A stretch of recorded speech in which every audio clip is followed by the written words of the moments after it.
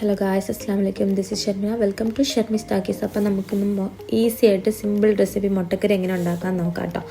അതിനായിട്ട് നമ്മൾ മൂന്ന് സവാള നമ്മൾ തൊലി കളഞ്ഞെടുത്തിട്ടുണ്ട്, ക്ലീൻ ആക്കി എടുത്തിട്ടുണ്ട്. പിന്നെ 4 പച്ചമുളക്, പിന്നെ അതിന് ശേഷം ഒരു തക്കാളി എടുത്തിട്ടുണ്ട് കേട്ടോ. അത് കുരുകുന്ന സവാള നമ്മൾ ചെറുതായിട്ട് അരിഞ്ഞ ശേഷം പച്ചമുളകും ചെറുതായിട്ട് നീളത്തിന് അരിഞ്ഞെടുക്കുക.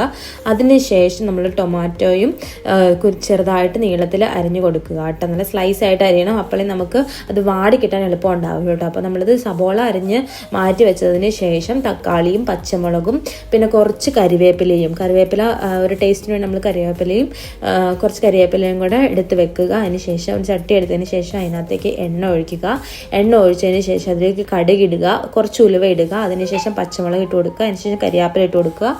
അതിനുശേഷം നമ്മുടെ സവാള നമ്മൾ ചെറുതാക്കി അരിഞ്ഞത് അതിലേക്ക് ചേർത്ത് കൊടുക്കുക. നമ്മൾ കുറച്ച് ഉടച്ചതിന് ശേഷം ഇട്ട് കൊടുക്കുക കേട്ടോ. എല്ലാം സെപ്പറേറ്റ് ആയി വരുമ്പോഴത്തേനും ഉള്ളൂ നമുക്ക് അത് മിക്സായി വരാൻ, കുറച്ചും കൂടെ ഒന്ന് സോട്ടായിട്ട് വരാൻ എളുപ്പം ഉണ്ടാവുള്ളൂ. അതിന് സോട്ടാകാൻ വേണ്ടി നമ്മൾ ഉപ്പിട്ട് കൊടുക്കുക. ശകലം ഉപ്പിട്ടതിന് ശേഷം നന്നായിട്ട് മിക്സ് ചെയ്യുക. പിന്നെ സോട്ടാകാൻ എളുപ്പമായിട്ടുള്ള മറകെന്ന് വെച്ചാൽ കുറച്ച് മഞ്ഞപ്പൊടി ഇടുക കേട്ടോ. മഞ്ഞപ്പൊടി ഇടുന്നത് കുറച്ചും കൂടെ ഈ വേഗത്തിൽ നമുക്ക് സോട്ടായി കിട്ടും.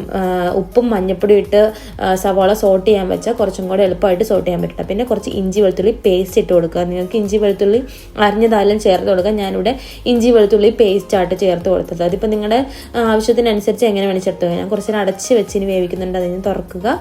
അതിനുശേഷം നമ്മൾ മുട്ട വേവിച്ച് എടുത്തിട്ടുണ്ടായിരുന്നു. അതിന് കുറച്ച് വരയിട്ടെടുക്കുക. കാരണം അടുത്തേക്ക് മസാല പിടിക്കാൻ വേണ്ടി കുറച്ച് വരയിട്ടെടുത്തു. അതിനുശേഷം നമ്മൾ മസാലയൊക്കെ ഇടുവാണ്. മുളക് പൊടി, മല്ലിപ്പൊടി, പിന്നെ കുറച്ച് ചിക്കൻ മസാല. ഇതാണ് ഈ മസാലയായിട്ട് എടുത്തേക്കുന്നത്. മഞ്ഞൾപ്പൊടി നമ്മൾ ഓൾറെഡി നേരത്തെ ഇട്ടു. മുളക് പൊടി, മല്ലിപ്പൊടി, അതിന് ചിക്കൻ മസാലയാണ് നമ്മൾ 3 പൊടികൾ ഇട്ടിട്ടുള്ളൂ. കൂടുതൽ പൊടികളൊന്നും ഇട്ടില്ല കേട്ടോ. നിങ്ങൾക്ക് വേണമെങ്കിൽ കുരുമുളക് പൊടിയും കൂടെ ചേർക്കാം. ഞാൻ കുറേ എരിവ് എനിക്ക് വേണ്ടാത്തതുകൊണ്ട് ഞാൻ എരിവ് അത്ര ചേർത്തില്ല. പിന്നെ തക്കാളി ചേർക്കുക. നമ്മൾ മസാല എല്ലാം ഇട്ട് നന്നായിട്ട് റോസ്റ്റ് ചെയ്തതിന് ശേഷം പച്ചമണമൊക്കെ മാറിയതിന് ശേഷമേ നമ്മൾ തക്കാളി ഇടാൻ പാടുള്ളൂ. കാരണം തക്കാളിയിൽ കുറച്ച് വെള്ളത്തിൻ്റെ അംശം ഉള്ളതുകൊണ്ട് നമ്മൾ തക്കാളി ഇടുമ്പോഴത്തേനും പെട്ടെന്ന് വെള്ളം കൂടുതലാകാൻ സാധ്യതയുണ്ട്. അപ്പോൾ അതിന് വേണ്ടിയാണ് നമ്മൾ ഈ മസാല ഇട്ട് മൂപ്പിച്ചതിന് ശേഷം നമ്മൾ തക്കാളി ഇടുന്നത്. അപ്പോൾ തക്കാളിയായിട്ട് അത് യോജിച്ച് അതിൻ്റെ വെള്ളം ഇറങ്ങി കഴിഞ്ഞതിന് ശേഷം നമുക്ക് എത്രമാത്രം വെള്ളം ഒഴിക്കണം, മുട്ടക്കറിക്ക് എത്ര വെള്ളം ആവശ്യമുണ്ടെന്ന് നമുക്ക് മനസ്സിലാവും. തക്കാളി എന്നുള്ള വെള്ളം ഇറങ്ങും, നമുക്ക് മനസ്സിലാവും മുട്ടക്കറിക്ക് എത്ര വെള്ളം വേണം എന്നുള്ളത്. അപ്പോൾ ഞാൻ അടച്ച് വെച്ച് വേവിച്ചതിന് ശേഷം അതിലേക്ക് മുട്ട ചേർത്ത് ഇളക്കി എടുക്കുക.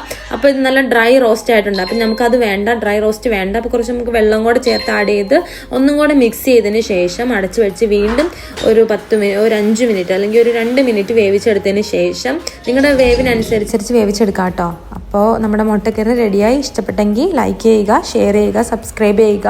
അപ്പോൾ ഇനിയും ഇതുപോലുള്ള വെറൈറ്റി ആയിട്ടുള്ള വീഡിയോസ്